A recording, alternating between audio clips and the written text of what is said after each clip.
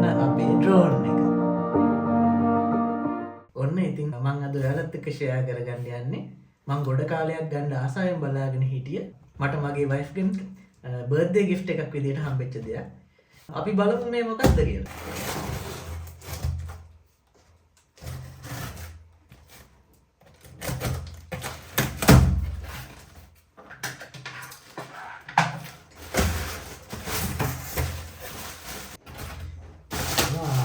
මේ තියෙන්නේ දිලිසි ඔන්න මගේ බර්ත්ඩේ ගිෆ්ට් එක. අපි බලමු මේක අන්බොක්ස් කරලා. ඔව් තව තියෙනවා වොරන්ටි කාඩ් එකක්. ඇත්තටම මේක ඉන්ෂුරන්ස් එකක් වගේ දෙයක්. අවුරුදු 2ක් යනකම් ඩ්‍රෝන් එකට මොන හරි වුණත් අපේ අතින් වැරදීමකින් මොන හරි වුණත් එයාලා ඩ්‍රෝන් එක රීප්ලේස් කරනවා 1 to 1 දෙපාරක් අවුරුදු 2ක් යනකම්. ඔන්න ඉතින් කොහොම හරි මට ගිෆ්ට් එක විදියට හම්බෙලා තියෙන්නේ. මම ගොඩාක් රිසර්ච් කර හිටපු ගන්න හිතාගෙනම හිටපු කම්බෝ එක තමයි. මේකට කියන්නේ ෆ්ලයි මෝ කොම්බෝ කියලා. ඒ කියන්නේ මේකේ තියෙනවා මේ ඩ්‍රෝන් එක සාමාන්‍ය එනවට අමතරව හම්බෙන ගොඩක් ඉක්විප්මන්ට්. ඒ කියන්නේ බැටරි වැඩිපුර හම්බ වෙනවා. ඊට පස්සේ බැටරි වල කැපැසිටි එක වැඩි. ඒ වගේ තව ගොඩක් තියෙනවා. අපි බලමු මොනවද ඇත්තටම තියෙන්නේ මේක ඇතුලේ කියලා.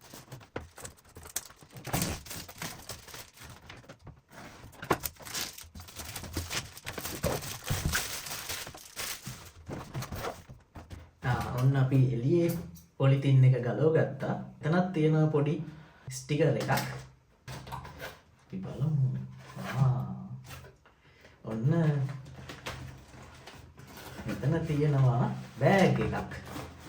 ඇත්තටම මේ ෆ්ලයිමෝ කොම්බෝ එකට ඩ්‍රෝන් එක දාගෙන යන්න පුළුවන්. ඩ්‍රෝන් එකට අවශ්‍ය ඔක්කොම බඩු ටික දාගෙන යන්න පුළුවන් බෑග් එකකුත් හම්බෙනවා. හරි අපි පෙට්ටිය පැත්තකින් තියමු. අපි බලමු දැන් මේකේ මොනවද තියෙන්නේ කියලා. හරි. ඔයාලට තේරෙනවා ඇති. මෙහෙම පොඩි පැක් එකක් තියෙනවා. අපි බලමු මොනවද තියෙන්නේ කියලා.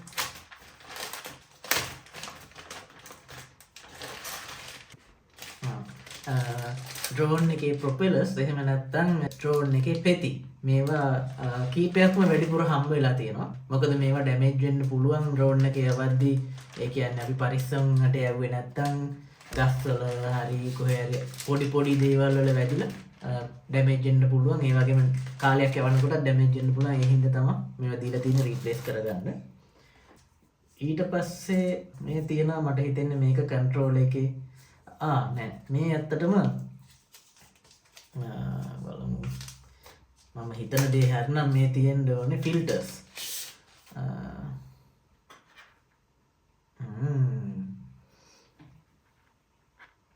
ලස්සනට තියෙනවා ෆිල්ටර්ස් 3ක්ම. ඉතින් මේ ෆිල්ටර්ස් ගැනත් පස්සේ මම මේ වීඩියෝ එකක් කරන්නම් මේවා කොහොමද පාවිච්චි කරන්න කියලා. ඊළඟට වැදගත්ම එක මෙන්න මේක තමයි අපේ ඩ්‍රෝන් එක.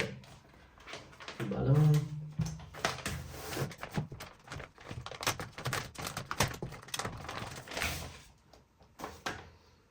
ඔන්න ඉතින් මෙන්න අපේ ඩ්‍රෝන් එක. හරි. මේක මගේ පළවෙනි ඩ්‍රෝන් එක. හැබැයි මම මේ ගැන ගොඩාක් රිසර්ච් කරා.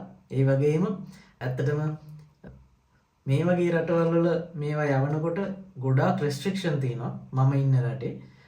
ඉතින් ඔයාලා දැනගන්න ඕනේ ඇත්තටම මේ ඩ්‍රෝන් එකේ කැටගරි එක මොකක්ද? ඒකට යවන්න ඔයාලට ඕනේ ලයිසන් එක මොකක්ද?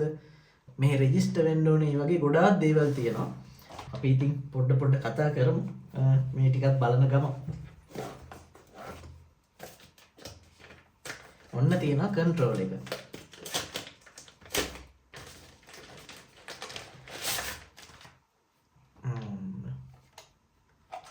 ඔයාලට පේනවා ඇති මේ තමයි කන්ට්‍රෝල් එක. ඒකේ built-in display එකක් ඇවිත් තියෙනවා. මේකේ 700 nits brightness තියෙන display එකක්. එතකොට මේ කන්ට්‍රෝල් එක සාමාන්‍යයෙන් දෙවෙනි මට්ටමේ වගේ තියෙන කන්ට්‍රෝල් එකක්. මේ Air 3s කියන එකට එන්නේ මේක විතරයි. හැබැයි මීට වඩා ගණන් කන්ට්‍රෝලර්ස් තියෙනවා ගන්න පුළුවන්. සාමාන්‍යයෙන් ඒ වගේ එකක් එක්ක තවත් රේන්ජ් එක වැඩි සහ මේ brightness 2000 නිට්ස් තියෙන බ්‍රයිට්නස් තියෙන ඩිස්ප්ලේ එකක් එක්ක එන ඒවා තියෙනවා. ඒකෙදී මෙන්න මේ කෑලි ජොයිස්ටික් අපිට දැන් මේකේ නම් මේ කෑලි පිටිපස්සේ තියෙන්නේ. ඒ කෑලි අපි මෙහෙම මේකට කරකවලා හයි කරලා ඕනේ පාවිච්චි කරන්න. හැබැයි RC2 Pro කියලා එකක් තියෙනවා. ඒකේ එහෙම කරන්න අවශ්‍ය නැහැ. මේ ඔක්කොම එකට තියෙන්නේ තනි එකක් විදිහට 7 inch display එකක්. ඉතින් ඒක ටිකක් ගණනුත් වැඩි, ඒක බරත් වැඩි. ඔයා travel කරන්න කඳු නගිනවා වගේ එහෙමනම් ඒක ගැන පොඩ්ඩක් හිතන්න ඕනේ. මොකද බර කියන එක වැදගත්. කොහේ හරි ලොකු දුර ගමනක්, දුර කන්දක් එහෙම නගින්න යනවා නම්. හරි. ඔන්න මේ ඔයාලට පේනවා ඇති. මේ තමයි charging hub එක. මේකේ බැටරි 3ක් එකවර charge කරගන්න පුළුවන්. අපිට බැටරි 3කුත් ඇත්තටම හම්බෙලා තියෙනවා. මේ එකක් drone එකට high කරලාම එවලා තියෙනවා.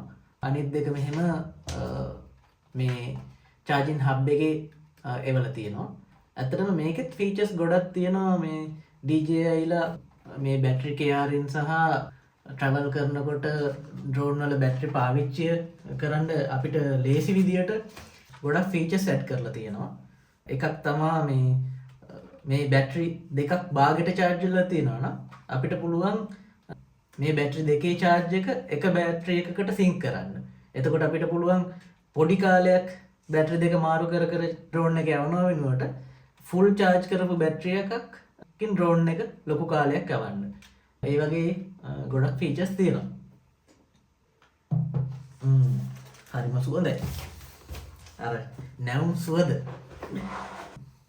හරි. ඔන්න ඔච්චරයි බෑග් එකේ නම් තියෙන්නේ.